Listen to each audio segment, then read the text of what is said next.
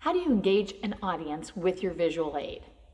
I'm Tina B., Chief Communicator of Tina B. LLC, a public speaking and storytelling communication company, and I protect audiences from boring speeches. I want to focus in on this idea of visual aids because more than ever before, you're probably presenting or watching a lot of webinars, lots of virtual presentations, so the visual aspect is important.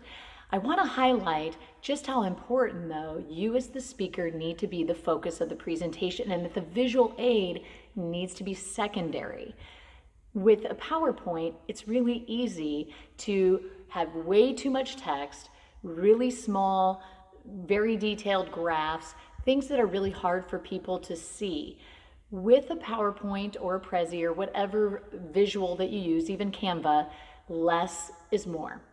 With TEDx, what I love is their rule is 7 words or less, and pictures are much more powerful than words. If you're using some form of a slide presentation, think less is more. Support your message with less words, more pictures, and have them highlight what you're trying to say. Also, vary your visual aids.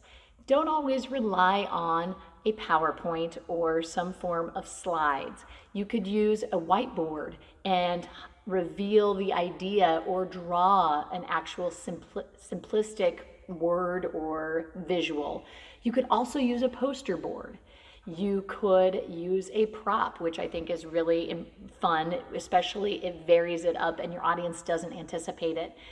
And I think sometimes it's just really great to have you be the one who's speaking and that you highlight the information. You don't necessarily always need a visual aid, so it's assessing when and how you need to use it.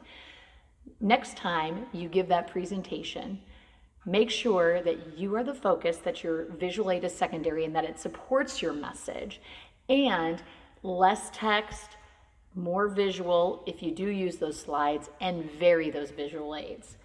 And as Emerson would say, in order to be engaging, you need to vary your visual aids. Believe me, I lived by a pond for quite some time, and a variety is key.